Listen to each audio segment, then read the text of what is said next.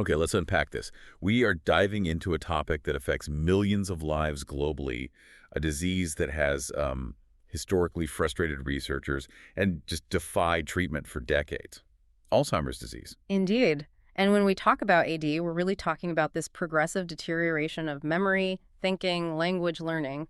It's a crisis of scale, not just A science. crisis of scale, Right absolutely. now, it affects over 37 million people worldwide, but the projections, that's what really defines the urgency.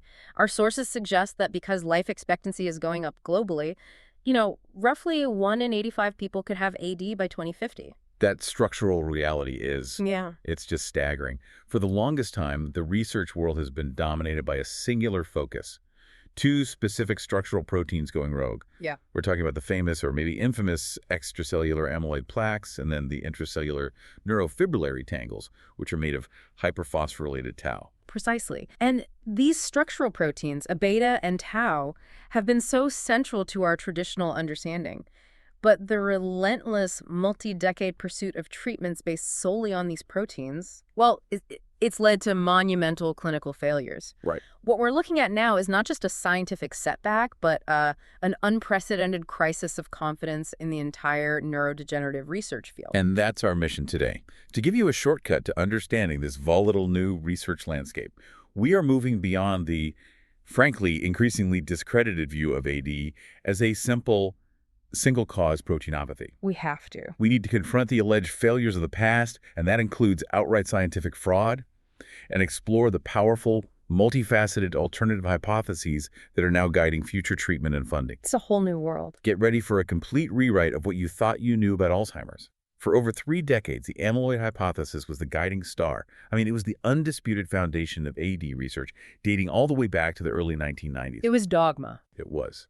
So before we discuss its catastrophic failure, let's briefly revisit why this theory was so foundational and why researchers, placed all their bets on it. Well, the hypothesis is elegant in its simplicity. It describes a neat molecular cascade. It all begins with these things called A beta peptides. Okay. These are derived from a normal large membrane glycoprotein called the beta amyloid precursor protein, or beta APP for short. So APP is just hanging out on the cell surface, doing its normal job, but then it gets, mistakenly cut. Exactly. Normally, it would be cleaved in a way that produces harmless soluble fragments, but in AD, it's sequentially cleaved by 2 specific enzymes, beta secretase, or BACE1, and gamma secretase. And that specific cut is the problem. That's the problem. That process produces the toxic A beta fragments. And these fragments, they're structurally prone to aggregation. They bind to each other, they become insoluble, and they assemble into the amyloid plaques we see accumulating outside the neurons. In that extracellular space. Right. And the consequence of all this accumulating plaque debris, what does it do? A few things. The plaques interfere directly with synaptic communication. I mean, they physically block the reception of neurotransmitters. So they're literally gumming up the works. Literally. And, just as critically, they trigger a profound, chronic inflammatory response from the brain's immune cells.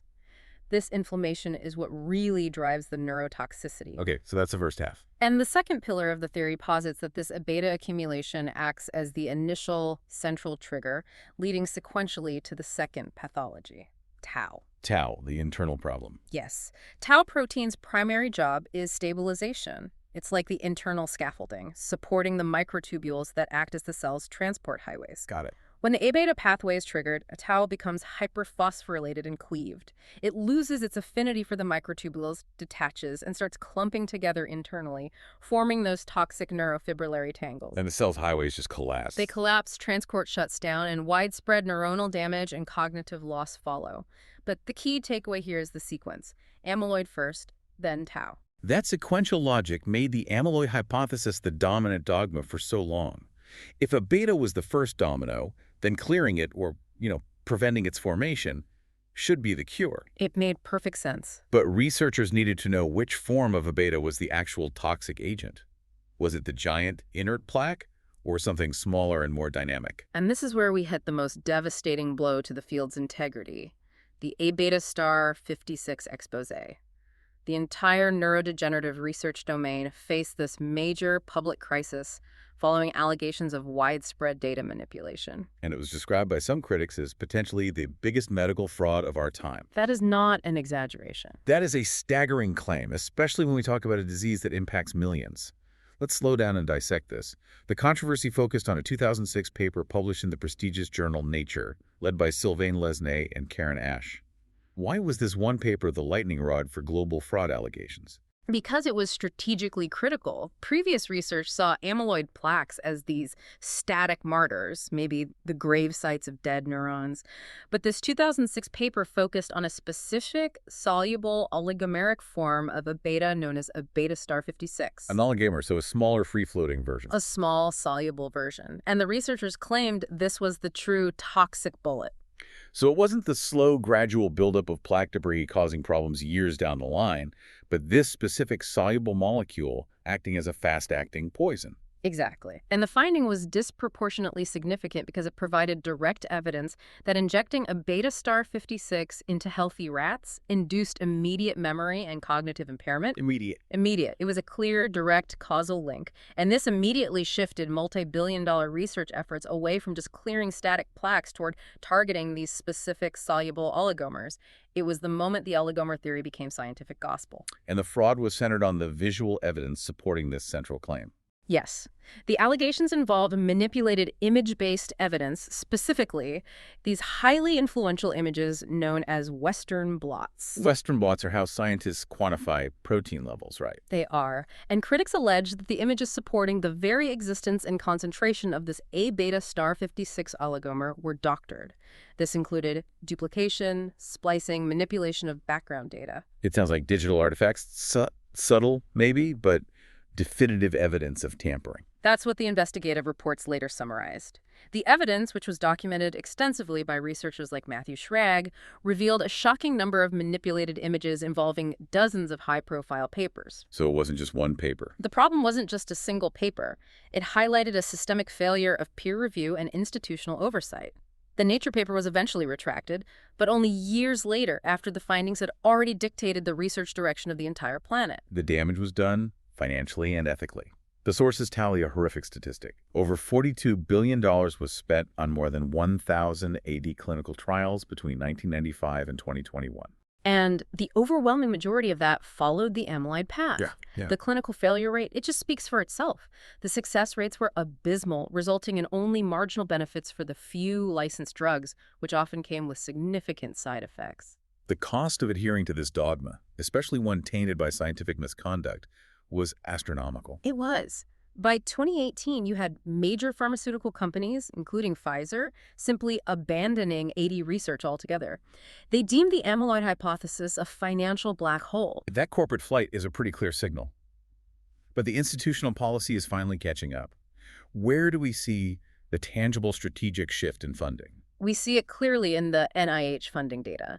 In 2013, 36% of NIH-funded pharmacological AD trials were dedicated to targeting amyloid. Okay, over a third. By 2023, that proportion had dropped substantially to just 15%.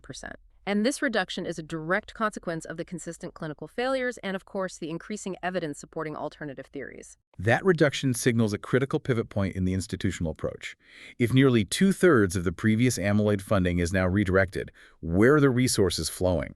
Well, the new focus is on diversification. Current NIH trials are targeting diverse, non-amyloid mechanisms. These areas include inflammation, which we'll get into, vascular factors, oxidative stress, protein-folding pathways, A much broader portfolio. and crucially, metabolism and bioenergetics. The scientific community is finally acting on the idea that AD is not a single target problem, but a multifactorial disease requiring a multi-pronged therapeutic approach. So, if the clinical trials based on the amyloid sequence of beta first, then tau failed, then the fundamental assumption might be wrong. The sequence could be backward. It could be. And what's fascinating here is that the failures force us to ask a critical question. What if a beta isn't the cause of the disease, but rather a response? What if it's the result of an earlier, more ancient trigger? Right. We've been trying to clear the resulting debris, the symptom, without putting out the underlying fire.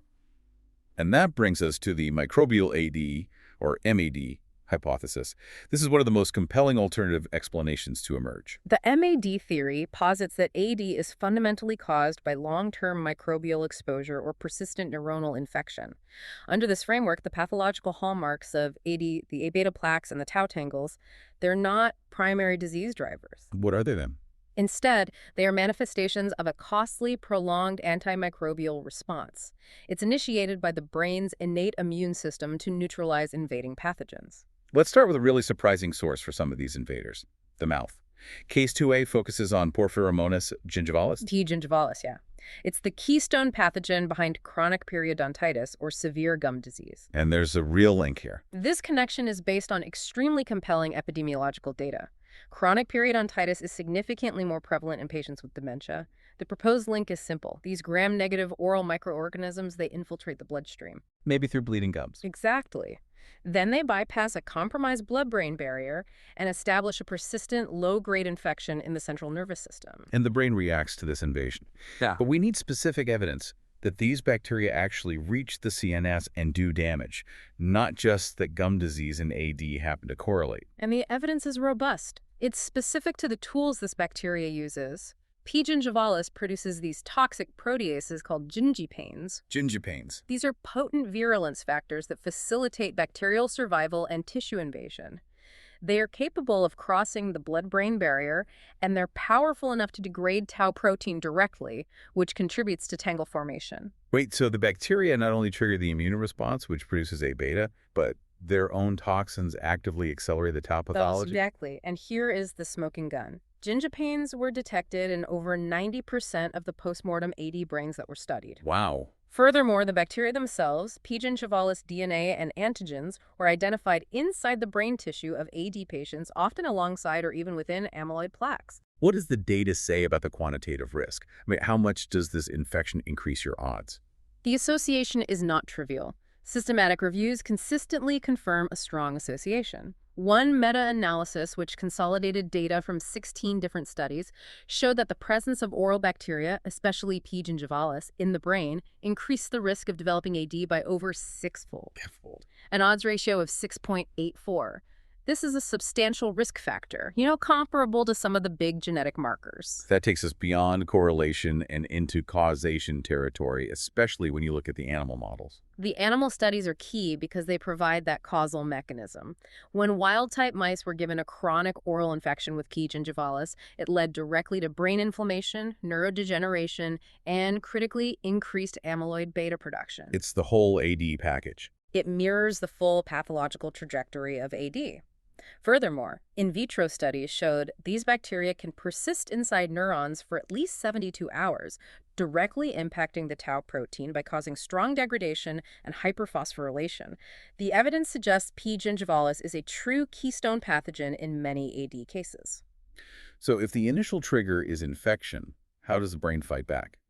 That leads us to case 2B, the viral link, specifically Herpes Simplex Virus. HSV. This is a common infection, HSV1, or oral herpes, that most people carry asymptomatically. So why is it implicated? Well, pneumotropic viruses, those that can infect nerve cells, they pose a unique threat.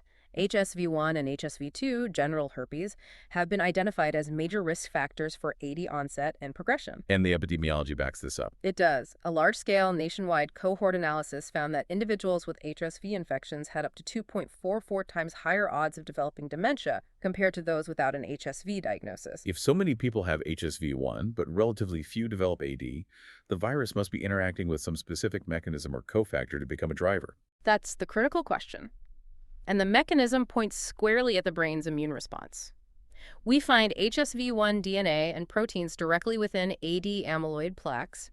One study showed a 72% association in AD brains. So the virus is physically present at the scene of the crime. It is, and its presence activates something called the NLRP3 inflammasome. Okay, explain the NLRP3 inflammasome for us. What is it, and why is it the key molecular link here? Think of NLRP3 as the cell's highly sensitive internal fire alarm. It's part of the innate immune system, and its job is to detect dangerous signals, whether from viruses, bacteria, or internal cellular stress. And HSV reactivation pulls that alarm. When HSV1 reactivates, which often happens during periods of stress or general immune compromise, it triggers this fire alarm. And what happens when the alarm is pulled? The activation of NLRP3 induces a profound state of neuroinflammation by releasing potent inflammatory cytokines, specifically IL-1 beta and IL-18. So a flood of inflammatory signals. Right. And this chronic inflammatory state is the molecular bridge that drives both tau hyperphosphorylation and a beta accumulation. In fact, animal models designed to reduce this NLRP3 inflammasome pathway showed it reduced amyloid burden and an alleviation of cognitive decline. So the virus isn't necessarily the toxin. It's a chronic irritant that forces the immune system into an overdrive state that is ultimately toxic to the neurons. That's a perfect summary. That explains the infectious trigger and the resulting damage, which brings us to the most radical idea in this framework, the antimicrobial peptide theory.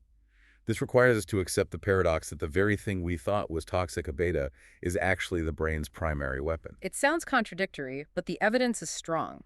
The theory proposes that A-beta, tau, and even ApoE are molecules that moonlight as antimicrobial peptides or AMPs. What does moonlight mean here? It means they divert from their normal functions like synaptic regulation or microtubule stability when the CNS detects a pathogen. So A-beta is a defender first and a pathological agent second. Precisely. A-beta shares striking structural and functional similarities with a potent human AMP called LL37. And L37's function is to perforate the membranes of bacteria, yeasts, and viruses, effectively neutralizing them. And A-beta performs the same function by aggregating. Yes. Its oligomerization into that specific hexameric barrel shape is considered key to its antimicrobial function. It's theorized that this aggregation is actually a host counteractive measure. A defensive formation. Exactly. Microbes and their proteases often try to degrade monomeric AMPs. By forcing the A-beta peptide into highly protease-resistant beta sheet structures, the very structures we call pathological aggregates, the brain is creating a durable trap to encapsulate and neutralize the invaders. So the aggregation is the protective evolutionary response to survive infection, Yeah. but it's the long-term cost that kills the neurons. It's a tragic evolutionary trade-off. We have very clear supporting evidence in vivo, genetic AD mouse models, the 5XFAD mice, which overproduce A-beta. They showed significantly better survival profiles than wild-type mice when faced with acute, severe brain infections like salmonella or HSV1 encephalitis. The presence of A-beta conferred protection. That's incredible. It strongly suggests A-beta is protective in an acute context, fighting the invader. The problem is when the infection becomes chronic and low-grade, forcing that protective mechanism to run continuously for decades, which ultimately destroys the host tissue. This also sheds new light on the strongest genetic risk factor for AD, the ApoE4 allele. We always discuss ApoE4 as detrimental, but why did it become so prevalent in the human population if it increases AD risk? Well, ApoE, which is primarily involved in transporting lipids and cholesterol, is also diverted as a potent AMP.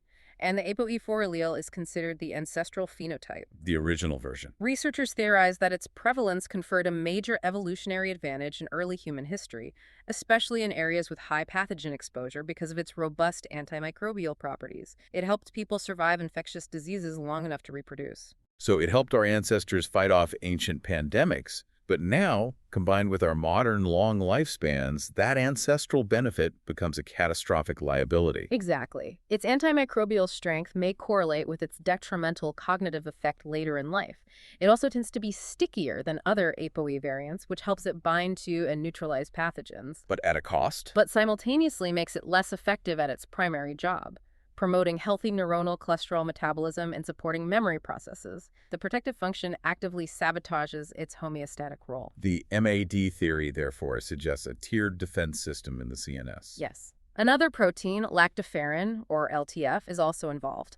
LTF is both antimicrobial and anti-inflammatory. It's thought to act as a sort of microbial burden sensor. The sensor. Once it senses free iron released into the system, a common sign of microbial activity or cell damage, it triggers the upregulation of A-beta and tau. This means that A-beta and tau aren't the primary line of defense, but a critical, energy-intensive secondary tier that kicks in when primary defenses are insufficient or overwhelmed. That was a compelling case for external triggers. the microbes forcing the brain's immune system into a destructive defensive posture. Now, let's pivot to the internal collapse. Right. These next hypotheses suggest that AD is fundamentally a failure to process energy and clear cellular waste. They are independent of, or maybe even a severe consequence of, the chronic inflammation we just discussed. The metabolic angle is often overlooked, but it is one of the earliest and most consistent pathological features of AD. A profound and significant reduction in brain glucose utilization. Which is why AD is now widely and increasingly referred to as type 3 diabetes. Exactly. The brain is relentlessly hungry. It's only about 2% of our body mass, but it consumes 25% of the body's glucose supply. If that supply chain breaks, everything fails, especially memory formation and synaptic plasticity. It's an energy crisis. So what exactly is going wrong with the brain's glucose system in AD? The failure is systematic. It happens at two critical levels: transport and utilization. Let's start with transport. Glucose transport into the brain requires these specialized glucose transporter proteins, the GLUTs. Right. And toxic soluble A-beta peptides actively attack this system. They reduce the expression of GLUT1 at the blood-brain barrier, which hampers the overall supply into the brain parenchyma. So the glucose can't even cross the border effectively. Exactly. And even if it does, it can't get into the neuron effectively. A-beta prevents GLUT3, that's the main neuronal transporter protein. It prevents its vesicles from successfully fusing with the cell membrane. So it's like having a perfectly good supply truck, the GLUT3 vesicle, but blocking its delivery bay, the cell membrane. That's a great analogy. It drastically limits glucose uptake into the neurons themselves. So A-beta is not just an antimicrobial defense. It's also a metabolic saboteur, directly causing cellular starvation by blocking both entry and uptake. And then the second tier of failure utilization begins. That's the utilization failure. Even the limited glucose that makes it inside cannot be used efficiently. AD is marked by decreased activity in the crucial energy pathways, specifically the Krebs cycle or TCA cycle and the electron transport chain. Cells' power plants. Right. We see significant drops in activity in key ETC complexes like succinate dehydrogenase and cytochrome C oxidase. The ultimate result being insufficient ATP, the energy currency of the cell. Correct. The brain simply cannot meet its high energy demand. This impairment forces neurons to rely much more heavily on the less efficient process of anaerobic glycolysis, which is unsustainable for high-demand functions like memory and coding. The neuron is effectively running on emergency power. Which leads inevitably to functional decline and eventually death. This metabolic collapse seems like a parallel process to the protein accumulation. But there is a crucial molecular link that connects glucose dysfunction directly to the tau pathology, making this one of the most important findings in metabolic AD research. That link is the hexosamine biosynthetic pathway, or HBP, and the resulting modification called OG-L-cynate acylation. This is where the mechanisms truly converge. Okay, break that down for us. A small percentage of cellular glucose is diverted into the HBP to produce a molecule called UDP-GL-CNAC. This molecule is the substrate for OG-LC acylation, which is a post-translational modification on various proteins, including tau. And how does OG-LC acylation act as a regulator for tau? Think of OG-LC acylation as a molecular safety cap or a buffer. It typically occurs on many of the same amino acid sites in the tau protein that would otherwise be phosphorylated. It acts as an antagonist. So when OG-LC is attached, it prevents hyperphosphorylation. It blocks it. I see the connection now. In AD, with glucose metabolism impaired, the HBP starves, which means less safety gap. Precisely. The dysfunction in glucose metabolism leads to lower levels of UDP-GL-CNAC, resulting in lower OG-LC acylation on tau proteins. Since OG-LC acylation usually protects the protein, its reduction directly promotes the abnormal, excessive hyperphosphorylation of tau. So metabolic failure is not just an accompanying factor, but it actively and molecularly drives the core tau pathology. That's the key. It demonstrates a direct link. That's a powerful unification point. The failure of the energy system leads directly to the collapse of the internal structure. And this failure also extends to the physical power plants of the cell, the mitochondria. Mitochondrial abnormalities are universal in AD. These structures are responsible for 90% of ATP production, and defects here disrupt the energy balance vital for all neuronal activity, particularly memory consolidation. And we see physical damage. We see accumulated oxidative damage to the mitochondrial DNA, mtDNA, which is more susceptible to damage than nuclear DNA, and widespread defects in DNA repair pathways. The damaged mitochondria start leaking reactive oxygen species, accelerating cell death. And the A-beta peptide again seems to be involved in sabotaging these organelles, not just by blocking glucose, but by triggering a genetic cascade that kills the cell. Yeah. Exactly. We see specific microRNAs or miRNAs elevated in AD. These are tiny regulators of gene expression. A-beta stimulates the production of a particular one, miR34A. What does miR34A do? Think of miR34A as a molecular assassin. It negatively regulates anti-apoptotic proteins like BCL2, which normally prevent cell death, and simultaneously targets 5 important component proteins in the mitochondrial electron transport chain. So A-beta releases an assassin, miR34A, that sabotages the power grid and takes out the guards, accelerating mitochondrial dysfunction and triggering cell death. That sums up the mechanism perfectly. We've established external infectious triggers, a resulting immune failure, and a dramatic internal metabolic collapse. We need one concept that unifies A-beta and tau accumulation, showing how these elements interact at a fundamental cellular level. We do. So what does this all mean? Which mechanism bridges the gap between accumulation and propagation? That unifying mechanism is the lysosomal dysfunction hypothesis. This idea posits that a central early pathology in AD is the failure of the cellular quality control system, known as proteostasis, specifically within the lysosome. The lysosome is the cell's caustic recycling center, the stomach that digests waste. Yes. It's responsible for efficient degradation and recycling of cellular components. In AD, the issue is often twofold: impaired lysosomal fusion and faulty acidification. Meaning the lysosome is not acidic enough to properly dissolve waste, and it fails to efficiently fuse with incoming cargo, specifically autophagic vesicles containing misfolded proteins and endosomes carrying extracellular components. If the cell's garbage disposal unit stops working, the garbage piles up internally. Precisely. When the lysosome fails, both A-beta and hyperphosphorylated tau accumulate internally. This internal buildup precedes the formation of extracellular plaques. In fact, post-mortem analysis of AD brains shows an abundance of swollen, dysfunctional autophagic vacuoles, which are extremely rare in healthy brains. And that's clear evidence of the failure to clear internal waste. It is. That accounts for accumulation. But how does this internal system failure explain the spread of the disease? Tau pathology often progresses systematically through the brain, appearing almost like a prion-like infection. This is where the lysosomal hypothesis becomes the unifying propagation mechanism. Vesicles that contain toxic cargo-like phosphorylated tau but cannot fuse with the faulty lysosome for degradation, they must be diverted somewhere else. Where do they go? They are often redirected toward the plasma membrane and actively secreted out of the cell as tiny packages called exosomes. Wait, so the neuron is trying to get rid of the toxic tau, but because its internal disposal system is broken, it packages it up and sends it to its neighbor. Exactly. It's a failure of quality control that becomes a mechanism of disease spread. This active exosomal release of phosphorylated tau supports the concept of interneuronal transmission. The failing cell is actively packaging and sending the disease pathology to the surrounding healthy neurons.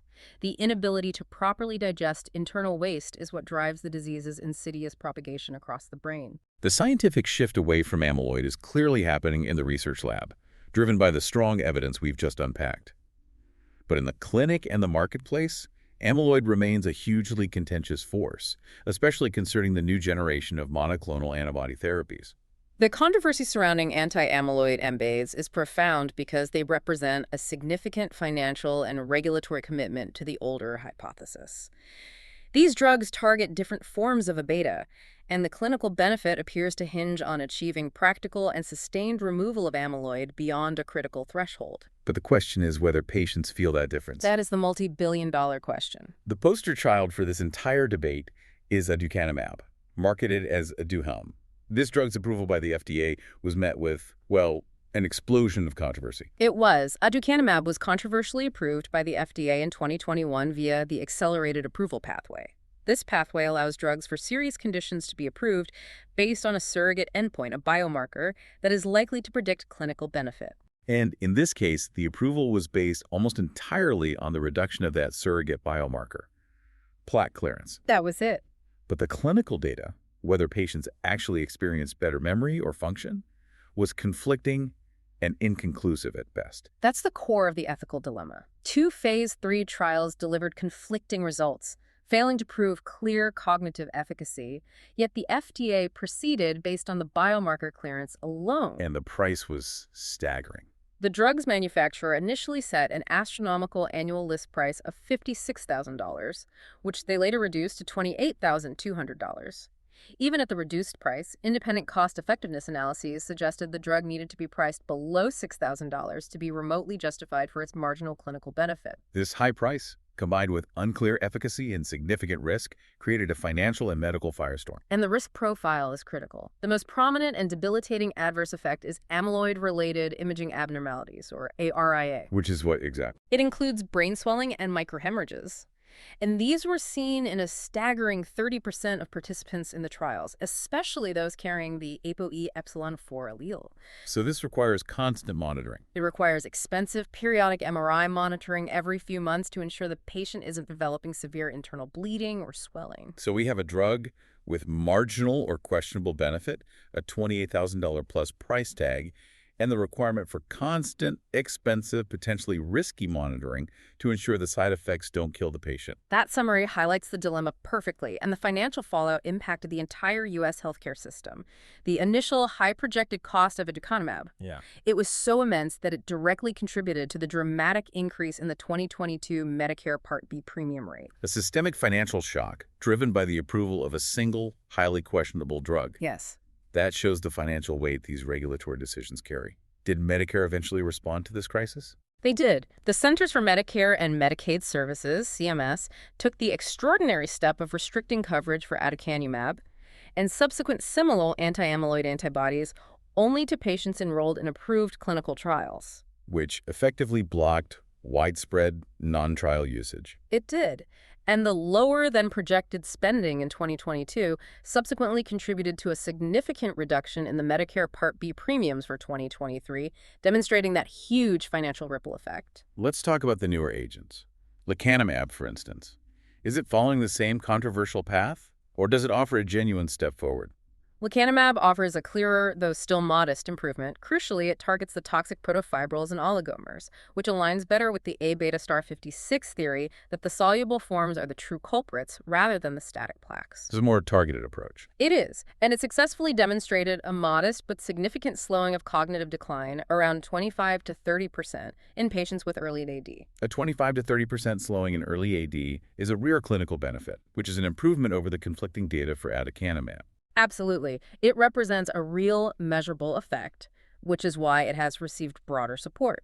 However, its reported list price is also high at $26,500 annually, and it still carries the significant risk of ARA and infusion-related reactions. So the core lesson remains. It does. While clearing specific forms of amyloid is achievable and yields some benefit, amyloid clearance alone may not be sufficient for a true reversal or cure, validating the turn toward multifactorial research. This complex therapeutic landscape mandates a fundamental strategic overhaul for the future of AD therapy. We can't keep chasing monotherapies. The failure of single-target therapies necessitates a radical strategic shift toward multimodal interventions. We must treat AD as a complex systems disease. So future treatments must address multiple pathologies simultaneously. Yes. Meaning anti-COW strategies, anti-inflammatory management, vascular factor improvement, and critically metabolic correction all at once. And based on our discussion today, that multimodal approach must include repurposing existing drugs that target the metabolic dysfunction we identified in Part 3. That is one of the most exciting and cost-effective avenues. Metformin, already approved for type 2 diabetes, is being heavily studied for its potential in AD. Its known mechanisms include positive effects on mitochondrial metabolism and improved insulin signaling. So we're looking at things already in the medicine cabinet. Or shifting therapeutic focus to antimicrobial treatments, such as long-term antivirals or antibiotics, if the MAB hypothesis continues to prove correct, reducing pathogen exposure decades before symptoms manifest. Finally, we have to return to the wound exposed by the A-beta star 56 fraud. That failure of research integrity demands systemic reform to restore public and scientific credibility. The institutional reforms needed are profound. Firstly, we need mandatory data integrity audits, particularly for image-based evidence like Western blots, to detect the kind of subtle image manipulations that were missed for over a decade. It's not just about catching bad actors, though. It's about fixing the institutional bias that encourages this behavior. Precisely. Institutions and funding bodies need mechanisms to actively incentivize independent replication studies, even for high-profile papers, and crucially, incentivize the publication of negative results. Right, because science that doesn't work is still valuable data. The pervasive bias toward only publishing novelty over validation or failure creates a scientific ecosystem ripe for error and fraud. And the regulatory element is non-negotiable, particularly given the financial and ethical disaster of aducanumab. The FDA must critically reevaluate the threshold for granting accelerated approval, especially for therapies associated with serious, high-prevalence safety risks like ARIA. Regulatory decisions must prioritize. This deep dive has shown that the understanding of Alzheimer's disease is in a state of revolution. We are moving away from the simplistic, single-target view of a single toxic protein, a beta, to a complex, terrifying picture where persistent infectious triggers, metabolic collapse, and cellular quality control failures all intersect. Creating a state of chronic immune failure in the brain. Exactly. The scientific community has been forced to diversify, finally acknowledging that AD is a truly multifactorial disease that demands a multi-pronged therapeutic approach, addressing the infectious, metabolic, and cellular clearance pathways simultaneously to have any hope of truly halting or reversing its progression. On a whole new playbook. It is. And this raises an important question for reflection. If a beta and tau aggregation, the very proteins defining AD, are, at their core, an ancient and protective antimicrobial response designed to trap pathogens like P. gingivalis and HSV1, then the disease is not caused by the proteins themselves, but by the chronic failure state of the brain's innate immune system. If that is true, should we continue investing primarily in clearing the resulting debris, or must the focus shift entirely to finding ways to prevent or eliminate the persistent microbial triggers decades before symptoms even appear? Decades before. Perhaps with a simple preventative vaccine or antiviral regimen targeting infectious risk factors long before the amyloid cascade is even initiated.